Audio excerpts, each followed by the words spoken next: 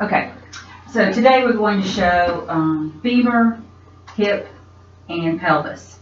Now, as far as patient prep is concerned, really everything from the waist down needs to come off. Underwear could stay on as long as there's not any metal.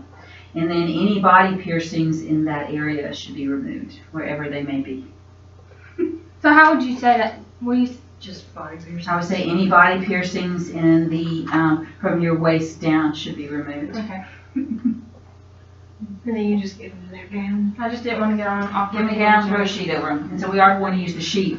I will not be shielding. Once you get to the hip, it gets a little difficult to shield without it covering the head of the femur. So we will not shield today. Next week. So, what I'm going to show you is doing distal femur, and then we'll do proximal femur. And I'm going to show you how you would do that if you were really doing the femur, but what I'm going to check you off on next week is really distal femur and a hip, because the centering is a little different for those two things. So just kind of go with my flow, and I'm going to show you how you would do a real femur to get overlap between the two parts. And then I'm going to show you how to center for the hip, and I really want you just to do distal femur and center for the hip. Okay. That's what our real check-off will be, but I want you to see somebody show you the whole femur, okay? Because you really barely get all the hip on there when you do the femur, but that's okay for a femur, but it would not be if you were really interested in the hip. Okay, y'all good with that? And what we're going to do is we'll do AP distal femur, AP hip, lateral distal femur, and then come back and catch the pelvis. Okay? So we will use the sheet. I'm at 40 inches to the bucky, locked in transversely. So, in starting with the distal femur, I'm going to use the 14 by 17 lengthwise. And if I'm blocking y'all, you might want to spread out a little bit so you can see around me. I will move so you can look. I know I need that blocking from here. So. Okay, and even with using the sheet on a real patient, you can always pull the sheet back a little bit like this and just tuck it to keep them covered, but still be able to see where you want to center. Go ahead and center to my cassette. Going to take my full 17 inches, and then how wide I am is going to depend on the patient's leg. This will be one time where clipping some soft tissue of the thigh is going to be okay. Okay, now you'll see that we'll have light all the time on hers, but when we're doing distal femur, if you open up to include all the soft tissue of the thigh, it makes it so much wider at the knee that you end up really burning out the knee. So it's better to collimate in a little bit on that. So what I'm going to do is feel where her patella is, and then I want to make sure I have light field extending about 2 inches below the apex of the patella. Then I know I have the knee joint. Then I'm to the middle of the femur, and I'm going to collimate in a little bit. Like I said, I'm going to lose a little soft tissue here. A little, about like how you would do for a knee, maybe a little bit wider, just so you can get the rest of the leg. But keep in mind that the femur is only going to be, about so wide, so it's not going to be a big problem if you collimate in some of that soft tissue. Now, if they had a lot of soft tissue injury, open up and get your soft tissue. But most of the time, that won't be the case. Okay. So I've got from the knee up the leg. Her leg is fully extended. If you feel like they're flopping their leg a lot, you can come back like I talked about with the knee and have them dorsiflex just to keep their legs still. But as long as the leg is fully extended and straight, you're okay there. Okay. And then I would place my marker on the tabletop. Do you want to borrow mine? Disappearing. I'm going to place my marker on the tabletop for all of these projections. They can go in the bucky, but why? If you're going to collimate, better tabletop so you can always see where it goes. Yeah. Okay. What is it? Yeah. Okay. So AP distal femur. Now from this point, if I was completing the femur, what I would do is I would swap out my 10 by 12, my 14 by 17. I just wanted to look. Can we do the, I don't know why the blanket's tripping me out. Can we? I'm even going to have to move it in just a second. Oh, okay. Let me have the 10 by 12. So I'm going to come to the 10 by 12 now and place it in. And sometimes if you can't get good coverage, then you may have to use two 14 by 17s if you can't get good overlap. And this is to finish the femur? This is to finish the femur. This is not how you're going to show me next week. If you like this better, I can do that. I think it's more my angle. Like, Okay. So what I would do is I've traded out my cassette, but I haven't changed any collimation yet. So I'm going to take my hand and place 3 fingers inside that light field, collimate down to the 12 inches for the cassette I have now, and then center up and keep those 3 fingers in my light field. And now I'm assured that I have overlap. Does that make sense? But I have to make sure I've actually got the, what's this side? That I actually have the hip included. I'm going to open up, go ahead and open up that 10 inches. For most hips, I would say you're going to take the full 10 by 12. Okay. And so I can check to make sure the hip is included, and it is. It's not exactly how I would want it if I was centering for a hip, but I do have the joint in there. I can tell that from my centering, that I'm going to have all the head of the femur and the obturator foramen. I'm not getting the crest like I would probably have on a regular hip, but this would finish off my femur and ensure that I have overlap. Okay. But what I want y'all to do next week is center to the hip. So you'll do that distal femur just like I showed. Then you're going to go 10 by 12, collimate the full 10 by 12 lengthwise, and center to, for the hip. And what we're going to, instead of doing that one, we'll just do the full hip projection. Correct. Correct. But if you had a femur at clinic, you'd want to make sure you had the overlap. Okay. Now, what I'm going to do here is to make sure, because I'm not centered at the head of the neck like I would be for an AP, and so that's why it's better if you're doing the hip to center of the neck. Okay. So to find that, I'm going to find her ASIS. I'm going to go 2 inches medial and 3 to 4 inches distal. Okay. And that should put you roughly in the crease of the leg. Okay, now you said find ASIS. On the ASIS, go 2 inches medial, and then about 3 to 4 inches distal. And she has a very strong femoral pulse still. She had it earlier. I'm so glad. It's wild. Can you see off? It's pretty wild how you can feel it. Okay? And so in my collimation, what I'm looking for is, I'm probably still not going to have all the crest, but that's okay. I'm centered to the femoral neck. I'm past the midline, so I should have symphysis on all the obturator foramen. You don't have to have all the symphysis, but you do need all the obturator foramen, and pretty much that'll give you symphysis with it. I'm going to place my marker here. It's okay that my marker's in the soft tissue because we end up with a lot of soft tissue in the thigh, remembering that the bone is very small. The last thing I need to have her do positioning-wise is to turn her toes in. You must turn the toes in. And I know they tell you, 15 to 20 degrees. Nobody's going to over-rotate their leg in more than 15 or 20. So if you just have them turn their toes in, you should be good. If it looks like it doesn't go 15 to 20, then you want to encourage them to turn in a little bit more. But don't worry about over-rotating because that really doesn't happen. Okay. Now, in doing this, we do get a little bit of the pelvis in here, so it's going to be better to go ahead and have her hold her breath for this one. Okay, so we make sure we don't have any movement. And then that would be our AP hip. Yes, would you count off if we said hold your breath on both of them? Just no. Have it. You can say it on all of them if you want to, because having somebody hold their breath does have to help them hold still. Relax your toes. I know that's hard to hold one. Sorry. Okay. So AP distal femur, AP hip. And since I have my 10 by 12 in here and I'm centered to the hip, I'm going to go ahead and do my lateral hip now, frog leg lateral. So I'm going to ask her to bend her knee and let her leg fall out. If the leg doesn't fall out very much, you can have your patient roll into it a little bit. Okay? And it's okay, and even if they can't bend it very much at all, have them roll into it. It's like, go ahead and let me just do that real quick. So let's say she can't bend her knee up very far. Like extend your leg out a little bit. And she really can't do much. I can have her roll way into this to get it lateral. Okay? I can do that if their movement is not very strong, very good. But she can do pretty good. So, look at that.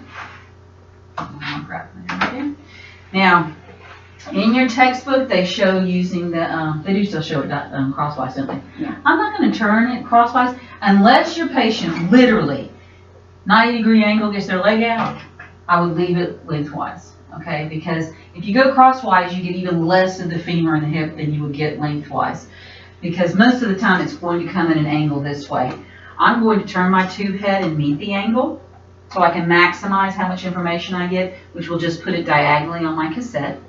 And I want to be centered in the same place. So I can find 2 inches in, 3 inches down, 3 to 4 inches down, just like I was on the AP. Okay? And you should see this coming in past the midpoint. And a little more coverage there. And then placing my marker to the far right again. Okay? And if it's in the soft tissue again, that would be okay, and I would have her hold her breath. So what errors exactly? Like, what are you're just looking for proper centering and collimate all the way, like 10 by 12? Yeah, we're going to check where your centering is and make sure you included the neck and that you would have obturative ramen based upon how far you are medially. Okay. Can I look? Yes. And I'm trying, just because it's a little awkward, but you can see how that looks. See how this is crossing over to her other side, so you know you have that obturative ramen because you crossed them.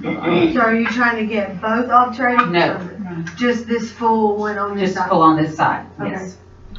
And then this, and you would get the whole symphysis in this too, right? Yeah, usually. Cool. Back over that. From this one, I'm going to swap out my cassette to do the lateral lower leg. Stay rolled up.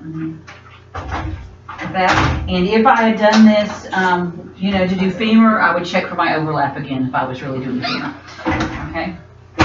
Did you mean lateral femur instead of lower leg? Yes. Yes, I did. Lateral femur instead of lower leg. I'm sorry. Yes, lateral femur.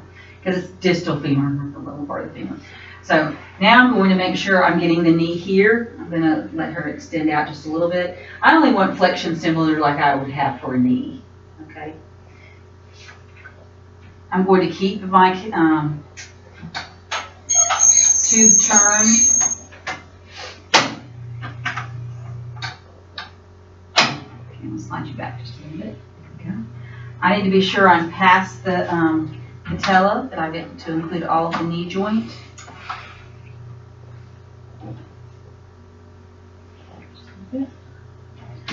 I could collimate this down a little bit because I don't need quite so much through the knee. I don't have the leg, showing you that her leg's not in the way, even though you saw that. I'm going to place my right marker anywhere along this edge for that plenty of light field down the bottom. Check to see that this is lateral. Just have her hold still. So you don't have to get all the soft tissue? No, just like on the AP, we weren't really worried about that unless they have soft tissue injury. Because like I said, on some people, you'd be, if you put my leg up there, you'd probably have the whole 14 by 17. Yeah. And if you open up for this, you'll burn out here. A lot of times because you don't have any collimation down here, so it's too much scatter for a run in there. All right. Okay, then the last one, I have her just roll back onto her back, and we'll do the pelvis. Extend her legs out. We're going to use the 14 by 17 again, but this time crosswise.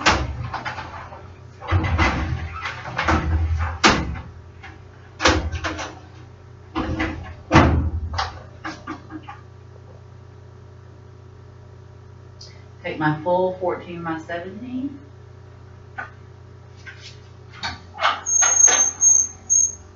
Let me hit you some Good.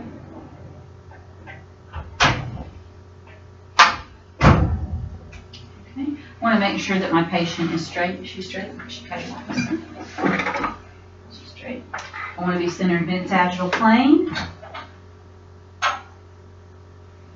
Okay. And I'm going to start out at about the ASIS or just below it and center there, and then see, do I have the crest, do I have the symphysis? 99% of the time when you do a pelvis, you're really interested in the hips and not in the iliac. Okay, the iliac crest. I've only done one pelvis ever where they're interested in the iliac crest. And so if you can't get all of it, then make sure you get the hips. But now you don't want to have the femur with your hip either. So you want to make sure, you get all of it. But if you start at about the ASIS or just below as a centering point, check to see if you have symphysis, and then you check to see if you have crest and adjust accordingly. But always be sure you have symphysis first, and then make sure you have crest. Okay. Most of the time on women, it's not a problem. With men, sometimes their pelvis is more heart-shaped, and so you end up centered a little bit lower to be sure that you get the symphysis. And let her turn her toes in. That's also going to let me double check her greater trochanter. And I've got crust here. Shape. Just a little bit more.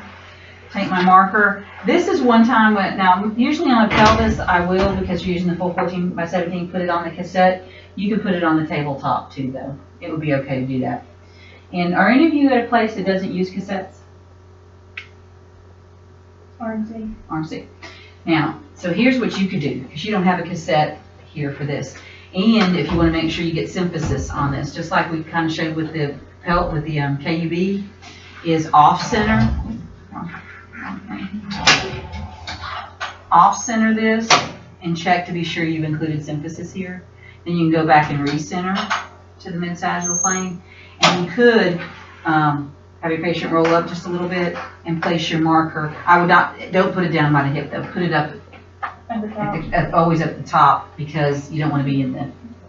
We usually, Yep. the tanks usually put it on top of the tank. I know, but you on this, you don't have to. You're using the full 14x17. It's very easy to get it under them a little bit. Mm-hmm. Now your patient's empty. It might be better to go on top Mm-hmm. than under. But you're barely there, and some people, like really I have, if I push this, I really have light field up there where I just put hers. Mm-hmm. So you might even have some light field. But if they accept putting it on top of them, you can do that, but always put it up towards the top. Don't put it down towards the hip. And then, you know, she'd need to turn her toes in. And obviously with all this, she'd have to hold her breath, because otherwise we'd have motion from breathing. But don't forget the toes. Now, if your person, you can relax. So if your patient cannot turn their toes in, you shoot as is. If they can turn them, but they're having a hard time, they say, I can turn them in, but I can't hold it. At that point, you could come in over your sheet, turn their toes in, tape, hold them together, shoot it, unwrap them. As long as they can turn them in, you can tape them together to be held. But if they can't turn them in, you don't force that and then tape them together, because they could have a fracture, and that's why they can't turn them in. Do you document as is, like you put it on? Patient unable to turn toes in, yes. You'll want to say something about that. Mm-hmm. Most of the time the radiologist can tell, like. Well, but you know what? If you're just lazy and didn't do it, like you forgot, like you just forgot to turn the toes in. Like, Yeah, it's a good way to cover your butt so that way they don't think that you're just screwing them. Yeah, I would put some kind of, and sometimes if she's hurting on her right side, she might be able to turn the left ones in. Yeah. The left toes in, and she can't turn the right. some's better than none, I guess. Yeah, well then that lets And then them you know can that it's compare. truly an issue with the right side. Okay. Too. Okay. So that will be it. We'll do AP distal femur, AP hip, frog leg lateral hip, lateral distal femur, then come back and do the pelvis. And we will have anatomy of just the pelvis, and we'll shoot an image, either a pelvis or a hip, because Pat can do a hip. She can do a frog leg hip. She can do frog leg. So. And this is Tuesday, not next Tuesday, because we're Because you're not here, so the Tuesday after. Thanks. No angling for anything, right? No angling, everything's perpendicular. So exciting.